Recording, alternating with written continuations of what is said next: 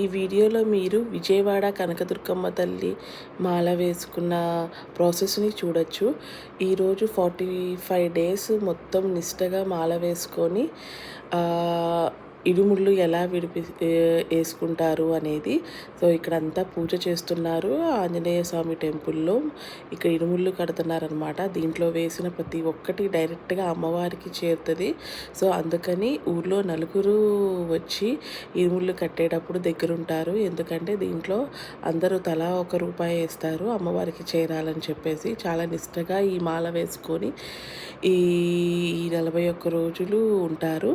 So ఇక్కడ పూజ చేసుకున్న తర్వాత ఇంకా ఆ స్వామి అనేది కాలినడకతో విజయవాడ బయలుదేరుతున్నారు.